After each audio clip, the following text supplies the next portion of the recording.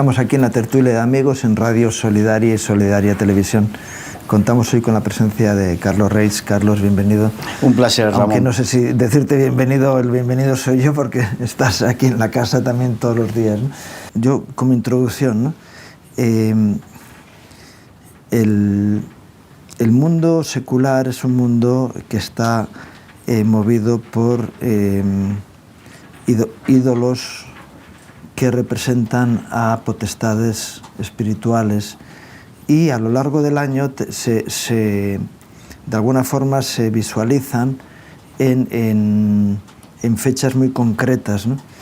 Y una de ellas es en junio, que es el solsticio de verano, que se va acercando y es un tiempo de especial poder de manifestación demoníaca, ¿no? De forma diagonal en el año está el otro solsticio, el de invierno, que es 20 y algo de noviembre, ¿no?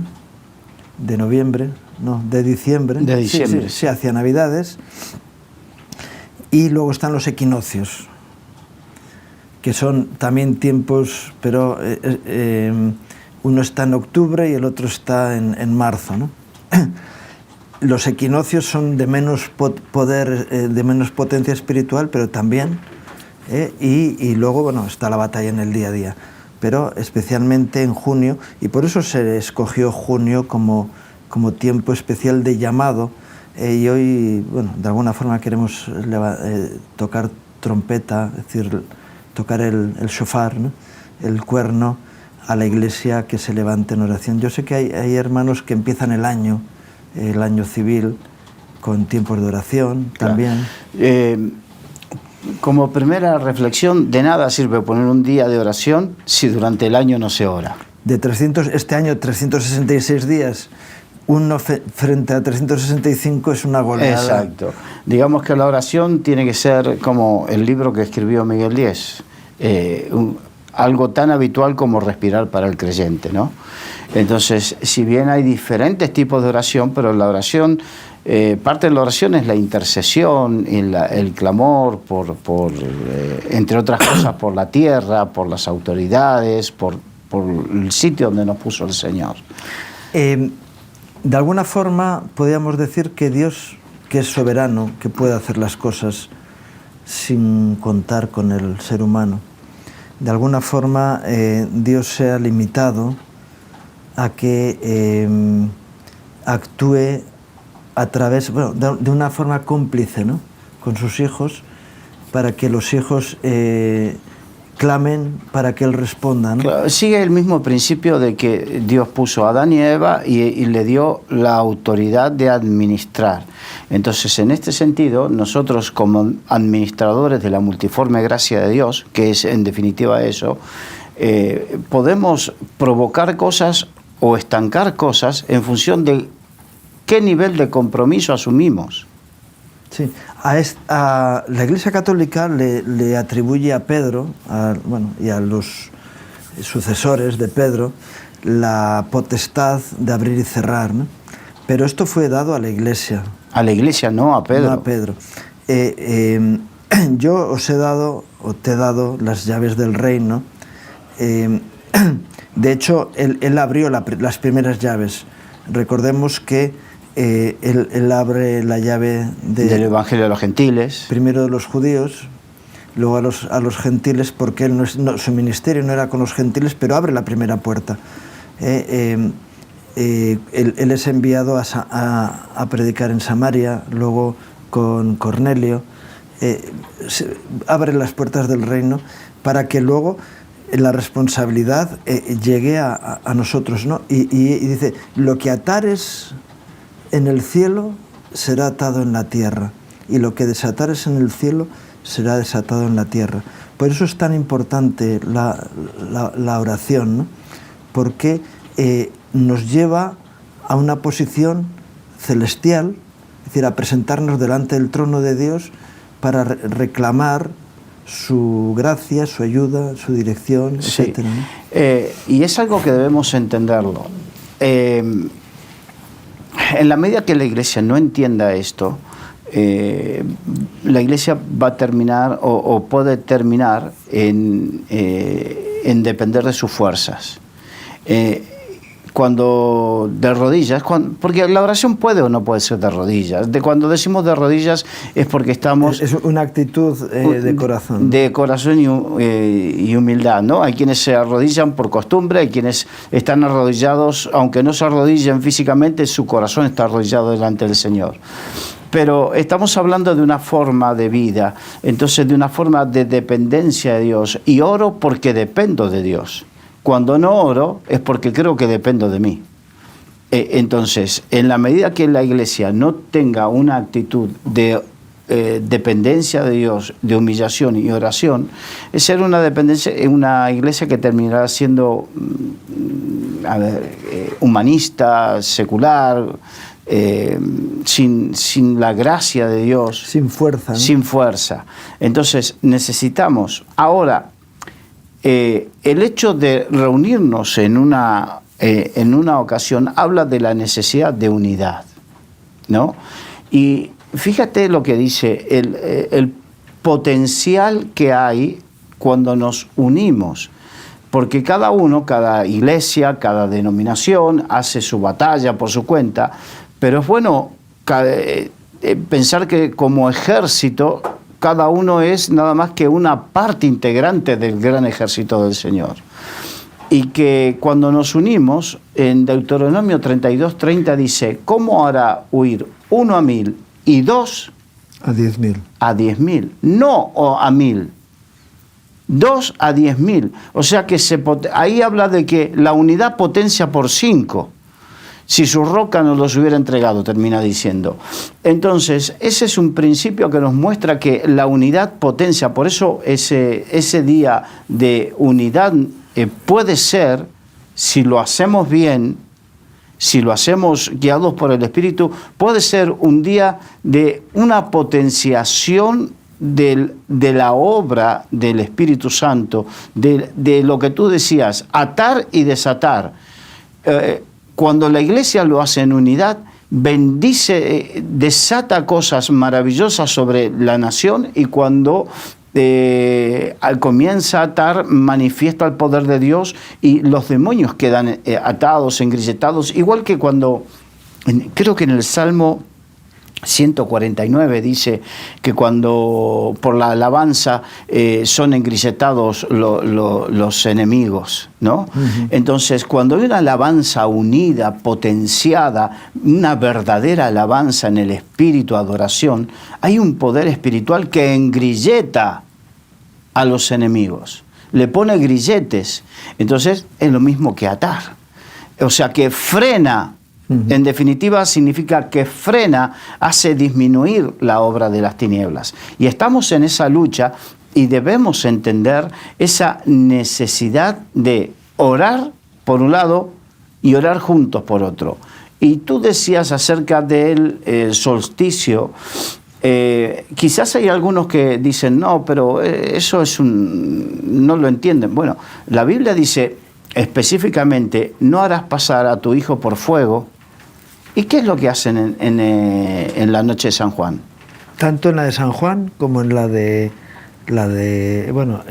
fiestas vamos a ver, idolátricas de invierno también hacen pasar por el fuego. Porque el mundo secular ha idolatrado al sol. El fuego, sobre todo en invierno, era necesario para poder sobrevivir, y entonces idolatraban el fuego también, ¿no? Yo sé porque mi pueblo es un pueblo idólatra que adoraba al sol y a la luna. Bueno, como todos los pueblos, nos sacan las imágenes de los indígenas americanos, ¿no? Que lo hacían, pero sí, aquí en la Europa los celtas lo hacían, los vascones lo hacían, en toda la costa mediterránea, celta visigoda lo hacían también. Estamos hablando de la oscuridad de ese milenio de la Edad Media, en el que la gente se refugia en la oscuridad de la idolatría y eso son las raíces de nuestras tierras. Claro. Esos espíritus siguen teniendo poder y autoridad sobre la tierra en la que estamos. Pero fijémonos que todo eso, porque hay algunos que dicen, bueno, eso es historia. No es historia, porque lo que están haciendo es buscar resurgir todo eso. Y si no, fijémonos lo que pasó recientemente en este espectáculo bochornoso que fue Eurovisión, ¿no? Donde dos de los participantes lo que hacían era, entre todo lo terrible que hubo ahí, pero presentaban un espectáculo con ritos satánicos. Entonces estamos hablando y viendo que esto no es algo pura y exclusivamente de la mente de alguien o que sucede en otras latitudes. Está sucediendo en la Europa culta del siglo XXI. En la Europa culta del siglo XXI, para que nos demos cuenta lo que significa la lucha espiritual. Y recordemos el paradigma o la gran enseñanza de cómo avanza y retroceden el avance de la iglesia o el avance de las tinieblas, en eso lo tenemos en Éxodo, creo, 17, de la lucha de Moisés contra Amalek. Mientras Moisés se mantenía con los brazos en alto, Josué, en lo natural, en el llano, prevalecía contra Amalek. Cuando se le cansaban los brazos, prevalecía Amalek. Bueno.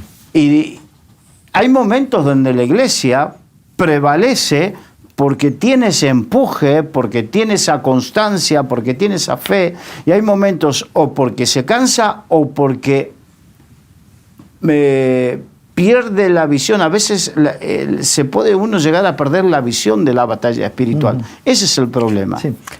Una batalla es cruenta, siempre es cruenta. Cuando alguien está batallando, Mira, hoy había una noticia de 5 soldados israelíes que han fallecido por fuego amigo, ¿no? Cualquier guerra tiene efectos negativos hacia aquel que está peleando la batalla. De tal manera que el creyente, que el Hijo de Dios que entra en la batalla espiritual, se arriesga a conflictos que si no, no tiene, ¿no? Digo esto porque hay una tendencia en el mundo evangélico a buscar el lugar cómodo del festival, de la fiesta. Y es verdad que tiene que haber fiesta, pero es una fiesta con dolor. Es decir, mientras no acabemos la batalla victoriosa del final de los tiempos, siempre la vida del cristiano es una vida en una batalla donde el enemigo se revuelve, ¿no? De tal manera que si no hay respuesta es que no hay ataque, ¿no? Si no estamos siendo atacados o en confrontación, es que no estamos, a lo mejor le estamos pasando No estamos haciendo ni cosquillas a las tinieblas. Yo decía una plumita, sí, y una cosquillita, pero la autoridad que Dios quiere dar a su iglesia tiene que ver con que cambien las cosas. Yo recuerdo alguna vez, ¿no?, de forma crítica, en países de mayoría evangélica, sobre todo en América Latina, como podemos decir en Guatemala, también El Salvador, sobre todo Guatemala, ¿no? Donde proclaman que el mundo evangélico es 60-70%. Y dices, ¿cómo puede ser que haya toda la maldad que está habiendo, robo de niños, en fin, todo lo que hay de degeneración social? Si realmente hubiera esa victoria, como también en un municipio de Guatemala ocurrió, que todos eran cristianos, despidieron a la policía, porque no hacía falta. Nadie robaba, nadie violentaba a nadie. Sí, se llamaba el milagro de Almolonga. ¿No? Y dices, eso es el reino de Dios manifestado, ¿no? Pero cuando no ocurre eso, es que estamos haciendo una apariencia como dice, tendrán apariencia de piedad, pero negarán la eficacia de ella. Y si la Iglesia no es trascendente, no es Iglesia, realmente, ¿no? Y si lo que hacemos no produce una transformación, es que estamos equivocándonos. Claro, mira, yo una vez fui a una reunión de oración y salí netamente decepcionado. ¿Por qué? Fue un show multimedia precioso, espectacular. Claro, con todas las letras, un show multimedia, una alabanza técnicamente muy bien, una pantalla LED preciosa, luces, un sonido espectacular, todo programado con las presentaciones de una programación, pero faltó el espíritu. Eso me hizo acordar que a Nadab y Abiú, fuego extraño, fuego que Jehová no había pedido. ¿Y qué es lo que pide el Señor? ¿Que está mal eso? No. ¿Pero qué es lo que pide el Señor? Un corazón contrito y humillado. Si se humillare mi pueblo sobre el cual es invocado mi rostro, y orasen y se arrepintiesen de sus pecados, y de sus malos caminos. Entonces, eso es lo que pide el Señor. Entonces, si tenemos ese show multimedia, pero no tenemos lo otro, es fuego extraño. Entonces, la Iglesia, porque tú hablabas de que muchas veces le gusta la fiesta, nos gusta la fiesta, a todo el mundo le gusta la fiesta, pero mejor es la casa del luto. Significa que la Iglesia tiene que tener el compromiso del dolor. Jeremías decía, mis entrañas, me duelen las fibras de mi corazón por las hijas de Jerusalén. Entonces, específicamente en esa reunión, no hubo lágrima, no hubo quebrantamiento, no hubo nada de eso. Entonces, eso es lo que pide el Señor a su pueblo, porque somos llamados a ser reyes y sacerdotes. Y como el sacerdote, ¿cuál es su función? La de interceder. Sí, ponerse en medio entre Dios y el mundo. Eso es lo que vino a hacer Jesús y eso es lo que nos ha pedido hacer a nosotros. Dice la palabra que pedir como conviene no sabemos, sino que es el Espíritu el que gime con gemidos indecibles y tenemos que alinearnos con el Espíritu de Dios para poder orar adecuadamente, ¿no? Eso que dice, oye, vamos a orar, pero vamos a orar por bloques, todo establecido. Al final puede ser que uno haga una oración ritual al estilo que nos han enseñado de los sistemas religiosos. Ya pueden ser los orientales con sus mantras, los Hare Krishnas, los hindús, o la propia Iglesia Católica que repeticiones, por eso digo los mantras, las repeticiones, y cuando nuestra oración es una oración fría, intelectual, ni movemos a Dios ni movemos al diablo, ¿no? Y una iglesia que no remueve el ambiente espiritual es insignificante, ¿no? Sí, y también una iglesia con las secas de lágrimas. Triunfante, ¿no? La Odisea, sí. No tenemos necesidad de nada, estamos, gloria a Dios en todo, ¿no? Pero una de las cosas que tenemos que aprender es, yo reconozco que hay personas que por ciertas características son más emocionales y otras no, y personas que son fáciles de llorar y otras que les cuesta. Entonces, respetando la diferencia que pueda haber en ese tema, pero una iglesia que no derrama lágrimas delante del Señor, que tiene sus lágrimas, su lagrimal seco, por así decirlo. El lagrimal seco es una enfermedad, y también es una enfermedad en la iglesia. Del alma también, ¿no? Del espíritu. Exacto. Del alma principalmente, sí. Entonces, es una enfermedad el no saber, el no tener la carga que nos lleva a estar compungidos y llorando y gimiendo delante de Dios. Vuelvo a repetir, respetando las diferencias. Yo soy una persona que a mí me costaba mucho llorar. De hecho, cuando murió mi padre, siempre lo cuento, con 8 años, y me dijeron, papá murió, yo dije, bueno, ni una lágrima derramé. Pero una de las cosas que hace el Espíritu Santo en mí es que me conmueve a llorar, sobre todo en la presencia del Señor.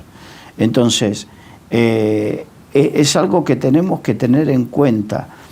Y esto es hablando de la fiesta y del luto. Hay momentos, la Biblia nos muestra que cuando Dios llamaba a su pueblo y su pueblo se compungía y se arrepentía con lloro, con cilicio, Dios perdonaba y después venía la fiesta. Pero no podemos, o no creo que sea el modo bíblico, primero fiesta y después más fiesta. Sí, Moisés sube al monte Sinaí por llamado de Dios a recoger los principios del reino terrenal desde el reino celestial, ¿no? Ese es el gran llamado de los 10, de lo que le llaman el decálogo, los 10 mandamientos, que yo creo que no fueron mandamientos, sino principios del establecimiento del reino de Dios, ¿no? Y mientras el pueblo lo que hace es una fiesta, al estilo de las bacanales romanas, y de lo que hemos estado hablando antes, que se provoca en estos tiempos, ¿no? De tantas maneras. La gente siempre está abierta al festejo, ¿no? Pero Dios le dice a Moisés, baja porque tu pueblo se ha desviado de lo que tenía que hacer. Hay un propósito de Dios que es primordial. Y Jesús les dijo a sus discípulos, yo os envío como ovejas en medio de lobos, para que la iglesia esté ahí en esa batalla y en esa situación. Mira, cuando nosotros comenzamos el ministerio, tuvimos una unción muy fuerte, muy impactante de Dios, que nos llevó a pensar que éramos inalcanzables, estábamos por encima del bien y del mal. Entonces, en esa unción mirábamos a los demás por encima del hombro. Si te van mal las cosas, será por algo. Será por algo. Así que revisa cuál es tu situación para que cambies y puedas estar como nosotros. Claro, el Señor que nos amaba y que nos ama, nos llevó a sufrir complicaciones en nuestras vidas. Y entonces empezamos a ver que la cosa no era así. Claro, Señor, entonces realmente tú no nos has librado de las situaciones que hay alrededor. Y vino enfermedad, conflictos, y tuvimos que asumir todas esas realidades pensando, dice, no habrá saeta que vuele, ni mortandad que en medio de la noche aflija. ¿Cómo vais a ser parte con el que sufre si no sabéis lo que es el sufrimiento? Entonces, cuando alguien ha sufrido, está más abierto al que sufre. Y recordemos que nuestro gran sumo sacerdote sufrió todo, Jesucristo. Y nos dice, creo que es en Hebreos, que cómo no se va a tener compasión, ¿no? No va a tener un acercamiento con aquellos que sufren cuando Él sufrió todas esas penalidades. Entonces, se hace cercano porque es capaz de tener un acercamiento al sufrimiento. Empatía. Sí, empatía. Sí, por eso yo desde aquí en algunos programas a veces le hablo a ministros jóvenes que se puede aprender mucho en el seminario, todo muy bueno, pero lo que no se aprende precisamente es eso, empatía. Y la empatía la aprendes lamentablemente en el proceso de Dios, en el desierto. Y que un siervo de Dios que no ha pasado por el desierto difícilmente llega a tener empatía. Moisés, tengo el paradigma de Moisés. Moisés estuvo 40 años en el desierto, en el mismo desierto que después tuvo que llevar durante 40 años, liderar 40 años al pueblo de Israel. Entonces, si hay algún que tiene ministerio o anhela ministerio y estás pasando momentos difíciles, ten por cierto que a menos que sea por causa del pecado, el resto es Dios procesando tu vida y preparándote para entender al prójimo. Incluso se podría decir que incluso por causa de pecado uno puede ser más empático porque ha pasado por ese sufrimiento. Y para poder restaurar a otro. A otro, sí. Exacto. Porque sabe lo que el otro está sufriendo y no le mira desde una posición de privilegio por encima y no juzga, sino porque no hemos sido llamados a juzgar, sino a sacar a la gente de sus problemáticas, ¿no? Y cuando alguien tiene ese corazón puede pelear. Los discípulos de Jesús se acercan a Jesús y le dicen: Señor, Juan enseñó a sus discípulos a orar. Nosotros no sabemos. Enséñanos a orar. Enséñanos a orar. Una vez una mujer vino y me dijo: he estado en un retiro y ya tengo la clave de cómo se ha de orar. Le dije: mira, no quiero seguir escuchando lo que has aprendido porque no me interesa. Porque Dios siempre nos lleva a orar en debilidad y en guía del Espíritu Santo, ¿no?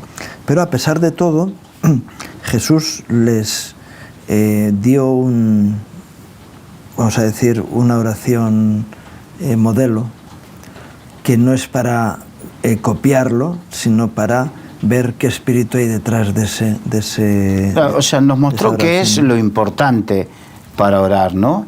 Qué es las cosas que deberíamos tener en cuenta. Pero, como tú dices, eso no es para copiar, repetir, hacer una liturgia de eso. Es simplemente para darnos cuenta de que fuera de esa línea corremos peligro de estar orando por cosas que no convienen o perdiendo el tiempo. Pero verdaderamente la oración, yo creo que, como tú dices, no puede ser algo estabulado. Es algo que el Señor te guía, el Espíritu te guía, te inspira, el Espíritu te hace sentir el dolor. Cuando a mí me toca enseñar acerca de la oración, explico lo que yo vivo. Entonces, casi todos los días el Señor te muestra algo nuevo o alguien o algo nuevo por lo que orar, una circunstancia, un hecho. Hay momentos donde Dios te lleva a orar en forma incesante, ininterrumpidamente, por un motivo, machacando por fe, hasta ver. Y otras veces Dios te va mostrando, te hace sentir grupos, personas o situaciones. Y otras veces te dicen: no sigas orando, ¿no? Moisés, no es tiempo de orar, es tiempo de marchar. Exacto. Entonces, pero para eso hay que tener ese vínculo, esa relación con el Espíritu Santo y estar dispuesto a ser guiado por el Espíritu Santo. Tú decías, cuando se hace todo tan metódicamente organizado que no le damos lugar al Espíritu Santo,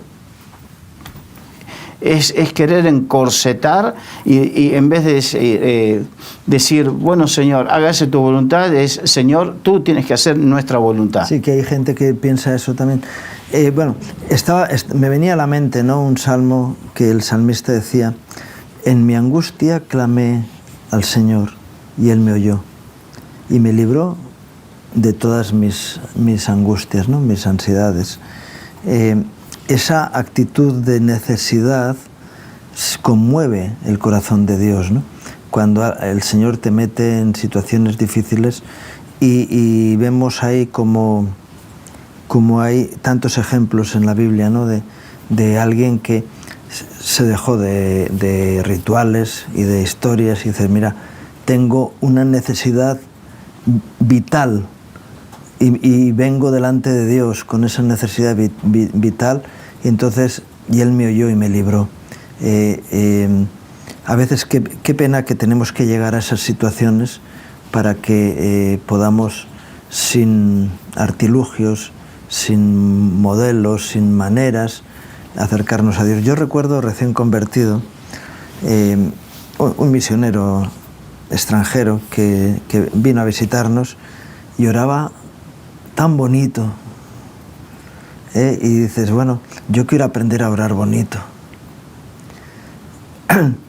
Y muy pronto el Señor me dijo, mira, a mí las flores no me mueven, me mueven los corazones quebrantados. Antes decías, ¿no? Contrito y humillado no despreciarás tú, Dios. Y de alguna forma hay que acercarse a Dios con un corazón así, ¿no? Claro. Lo que sí es importante, y me estoy acordando ahora, de los hermanos mayores cuando yo empecé en el Señor, los hermanos mayores que nos llevaban a tener tiempos de oración juntos con ellos. Entonces, tú hablabas que los discípulos le dijeron a Jesús, Juan enseña a sus discípulos, enséñanos tú. Y es importante que si tú eres un hermano mayor, un pastor, un líder, alguien que está siendo de influencia a otros más jóvenes en el Señor, que los lleves a tener tiempos de oración. Me acuerdo que había un grupo de líderes que siempre organizaban vigilias de oración o cosas de oración, y entonces los más jóvenes y sobre todo cuando yo tenía 24 o 25 años y siempre tienes esa hiperactividad y esas ganas, entonces en vez de perder tiempo en otras cosas, nos organizaban actividades donde nos enseñaban a buscar de Dios a través de la palabra y en oración, y aprendíamos a orar. Y entonces uno no es que imitaba, tú dijiste, ora tan bonito, me gustó, pero por lo menos te inspiró. Entonces debemos inspirar a los demás a orar y a buscar en esa oración. Por eso es importante que un buen líder tenga tiempo de oración con su gente y le vaya enseñando a orar a su gente, no métodos, sino a una dependencia del Espíritu Santo. Fíjate, una vez estábamos haciendo una cadena de oración. De hecho, llevábamos, eran un mes o 2 meses que terminábamos de comer y nos juntábamos, un grupo como de 30 personas, todos los días, después de comer, nos parábamos a orar. Y un día me dice el Señor, levanta la vista y mira, esto es habéis aprendido un sistema, pero esto es algo superficial que no entra a la realidad, es decir, es pura hipocresía. Entonces yo paré la oración, ¿no? Y les dije, mira, el Señor me está diciendo esto, que tenemos un sistema. De hecho, a veces cuando nos juntábamos con alguna otra congregación a orar, decía, joder, ¿no ves qué bien, cómo saben orar tu gente? Habíamos agarrado una dinámica de oración que éramos una máquina, es decir, terminaba uno, empezaba otro, era algo continuo, ¿no? Pero el Señor me dice, mira, es hipocresía lo que estáis haciendo, porque no estáis sacando a la luz vuestros problemas reales.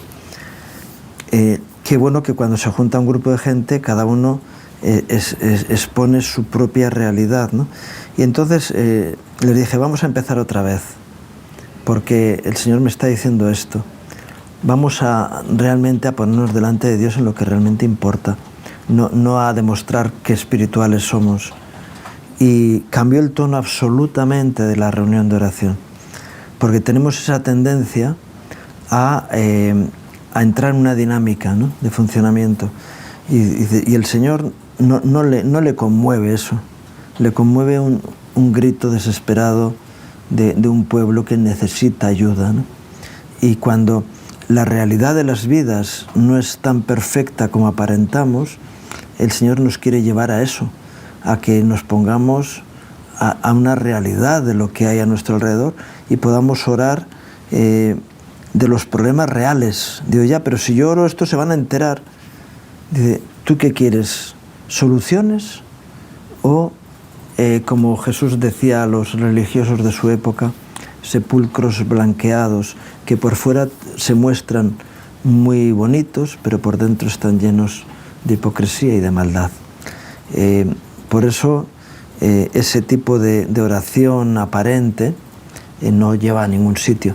Ya digo, a mí el Señor en este tipo de temas me ha llevado a situaciones tan paradigmáticas, ¿no? Decir, no, mira, es que esto no es así. a mí no me vais a conmover con vuestra verborrea. El que piensa que por su dialéctica va a mover a Dios, ¿a quién se está acercando? Gracias, Dios, que no soy como esa gente. Sí. El fariseo oraba consigo mismo. Y sin embargo, el otro, el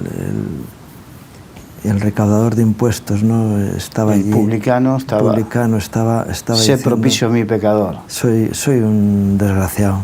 Necesito que me ayudes. Quiero salir de mi realidad. Quiero ser diferente. Dice, este salió justificado antes que el otro, ¿no?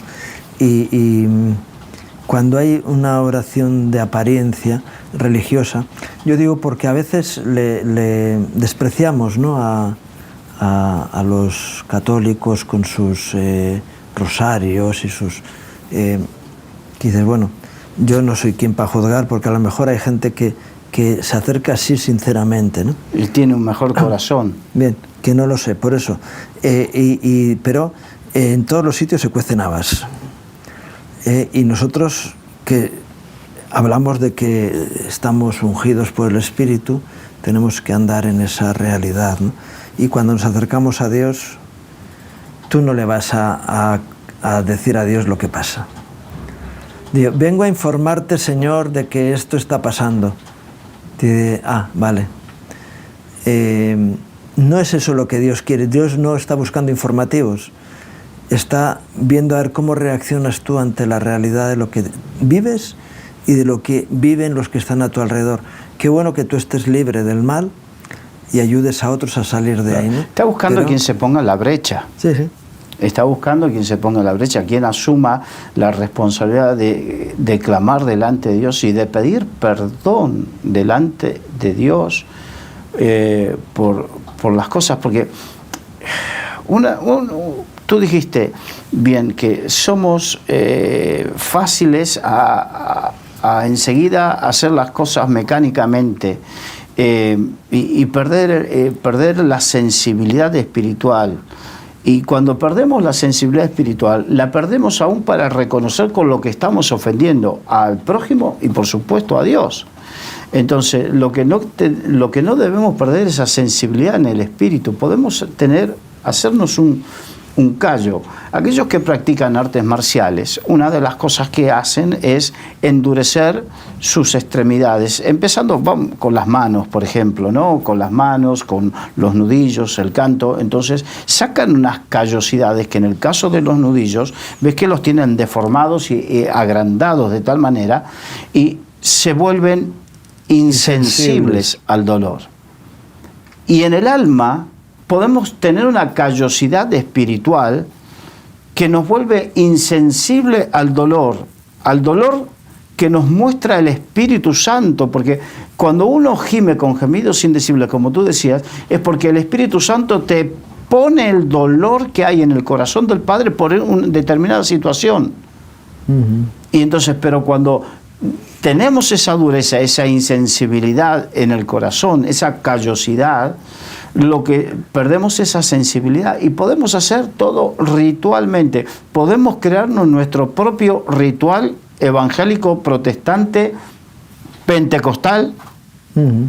Podemos crearnos nuestro propio ritual y perder la sensibilidad del Espíritu. Y el Espíritu dice, pero la Biblia dice, andarán dos juntos si no estuvieran de acuerdo. Y si yo quiero ir por aquí porque mi insensibilidad me lleva a ir por aquí, pero el Espíritu quiere ir por aquí en la oración, ¿voy a estar de acuerdo? ¿Estamos caminando juntos? Sí, ¿y con quién hay que caminar juntos? Con el Espíritu Santo. Claro, porque yo me tengo que adaptar a Él y no Él a mí. Yo me tengo que subir al yugo del Señor y no el Señor pretender que el Señor se suba a mi yugo. Sí. Antes hiciste un comentario con respecto a aquellos que le piden a Dios que se sujete a la voluntad de los hombres, ¿no? Y hay algunos que oran así, diciendo, Dios, tú has dicho en tu palabra, así que ahora tienes que hacer. Yo digo, el que se acerca a Dios debe hacerlo con temor, de que se acerca al Ser Supremo en quien están los tiempos, en el que están las sazones, las razones por las cuales todo ocurre. Reclamarle a Dios que cumpla con su palabra es como decirle que no la cumple. Es decir, acusarle a Dios de que no está siendo veraz. Y dice, cuidado. Bueno, Adán ya juzgó a Dios desde el principio. Desde el primer día le echó la culpa. En definitiva, la culpa la tenía Dios. Sí, porque la mujer que me diste, el caso era que tú me has dado esta mujer, mira con la que me has liado. Entonces es por tu culpa. Y luego decirle, Dios, tú te tienes igual que los muñecos que sacan a paseo, que los hombres los llevan a hombros. A Dios no se le puede llevar a hombros. Lo que podemos hacer es decirle, Señor, ten misericordia y ten cuidado de mí, o estar agradecidos por lo que ha hecho de positivo, ¿no? Luego hay algunos que van al Señor con la lista de la compra. Le dice, Señor, tengo aquí, hablábamos antes del Padre Nuestro, y en todo el Padre Nuestro solamente hay un punto de petición, que es el pan nuestro de cada día, dánoslo hoy. Incluso eso, bueno, se le puede pedir al Señor, pero decirle, Jesús dijo, no hace falta que se lo pidas, porque el Padre sabe de qué cosas tienes necesidad. Se lo puedes pedir, pero Él sabe de qué cosas tienes necesidad. Pero es solamente un punto en toda una retahíla de diferentes asuntos en ese modelo de oración y ese empieza con una posición de alabanza y adoración a Dios. Claro, pero eso mismo que tú has dicho nos muestra la insensibilidad del Espíritu Santo. Porque dice, amado, 3 Juan, amado, es mi deseo que seas prosperado en todas las cosas, así como prospera tu alma. Un alma prosperada es un alma que no está pendiente mayoritariamente de estar pendiente de pedir para sí. Un alma prosperada, el alto porcentaje de sus oraciones son por otros, hacia otros porque está completo en Cristo. Exacto. Entonces, momentáneamente, circunstancialmente, sí puedes pedir para ti, pero no puede ser que vayas todos los días con la lista de la compra, como tú dijiste recién, porque entonces a tu alma le falta algo. Tú espiritualmente no has crecido y no te has desarrollado en algo. Entonces, porque el Espíritu Santo, si hay algo que yo aprendí dice, deleítate a sí mismo en el Señor y Él concederá las peticiones de tu corazón. No me tengo que centrar en las peticiones de mi corazón, me tengo que centrar en Él. Y mientras me deleite en Él, Él sabe. ¿O acaso a Dios le pasa desapercibido tu situación? Dice que ni un cabello de tu cabeza se cae sin que Él lo sepa. Entonces Él no le pasa desapercibido la situación que está viviendo, el problema que tienes, las deudas. No. Entonces deleítate en Él, deleítate en estar en comunión con Él, en ser guiado por Él.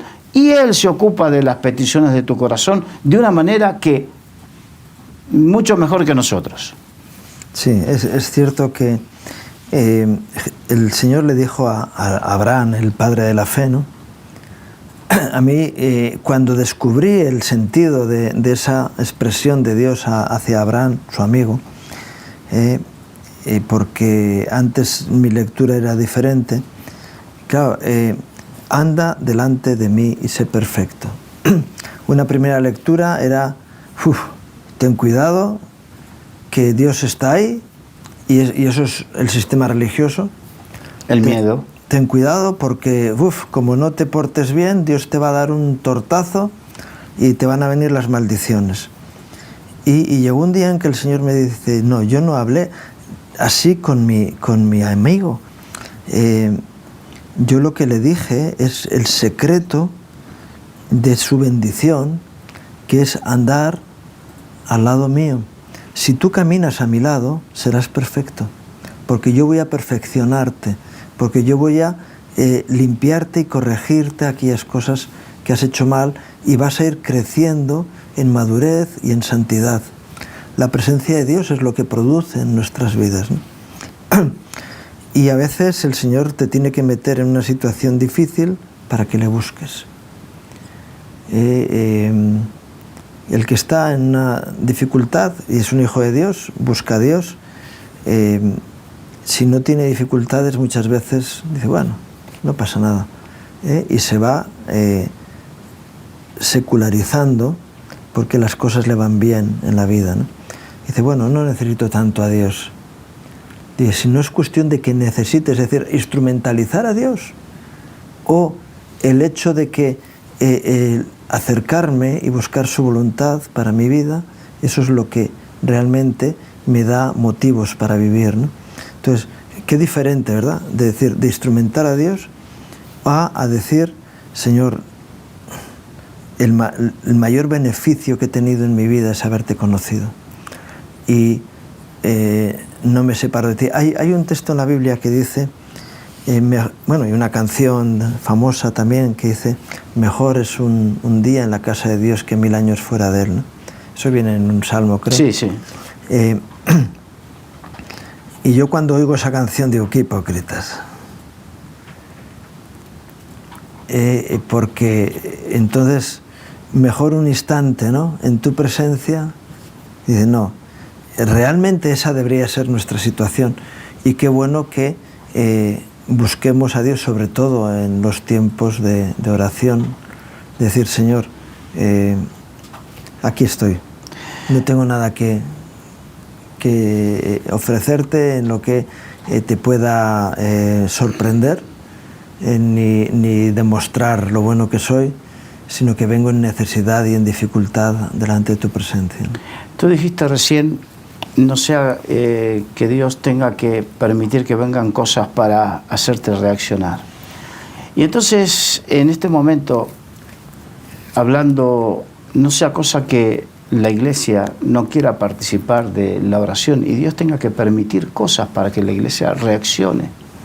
La gran comisión no se estaba cumpliendo y Dios tuvo que permitir que venga la persecución en Jerusalén para que la iglesia salga. Entonces,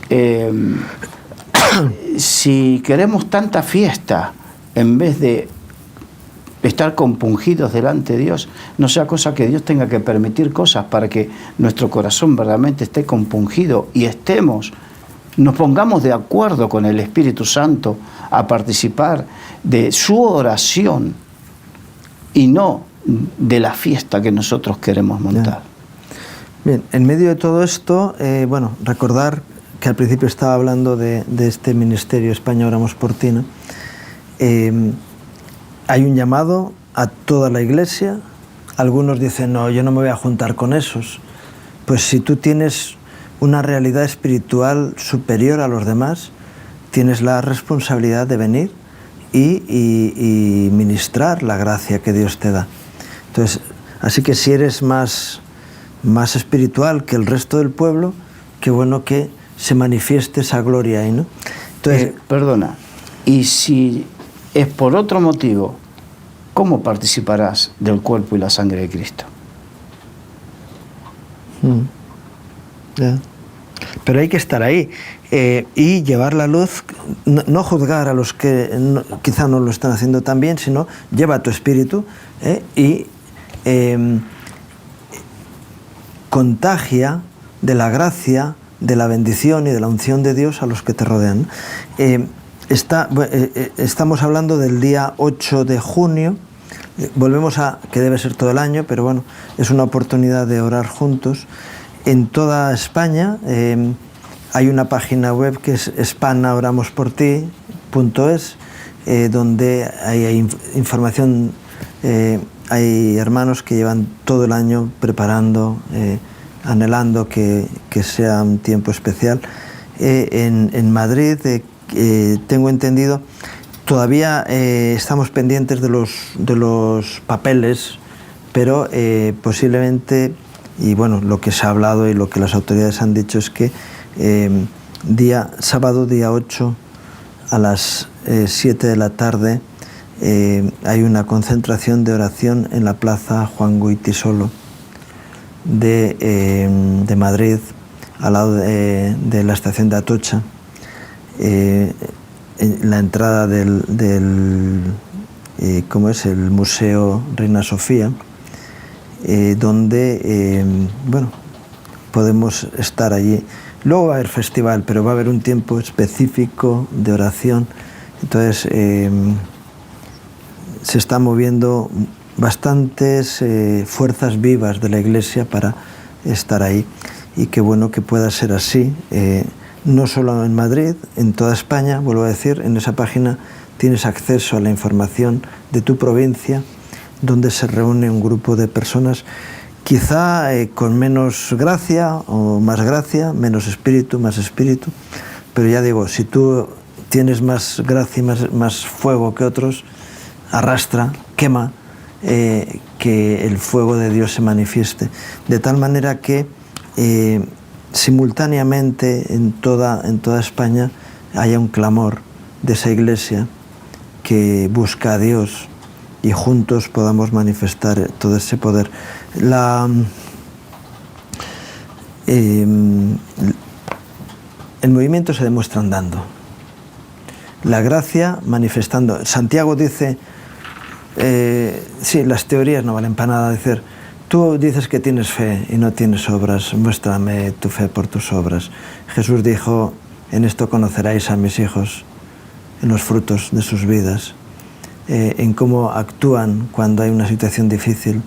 Es donde se ve realmente que la gente es en la inquietud del mover de Dios, etcétera, etcétera, ¿no? En tantas y tantas cosas. Manifestemos la realidad y participemos en los altares que va a haber. Yo siempre digo, un altar es un lugar de sacrificio. Es que no me gusta lo que se hace, ya, pero yo voy a sumar mi espíritu para que se hagan las cosas bien. Y si luego hay cosas que uno no participes en lo que no te gusta, pero qué bueno que por lo menos en el altar de oración podamos estar juntos.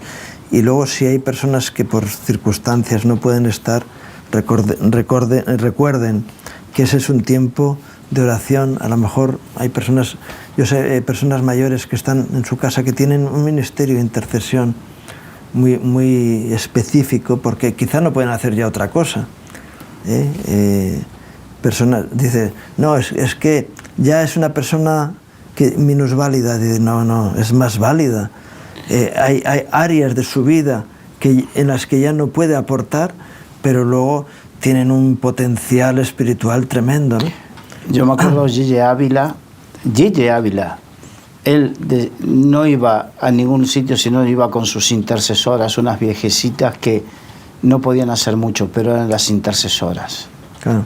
Entonces, qué bueno que haya ese tipo de sobre todo mujeres y hombres que están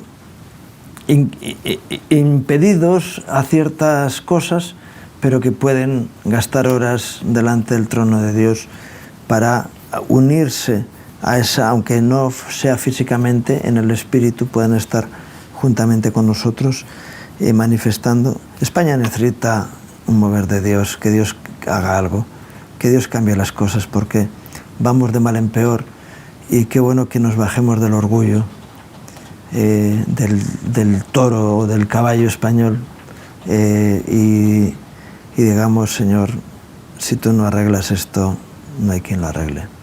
Y qué bueno que podamos estar en esa oración. Bueno, terminamos el tiempo.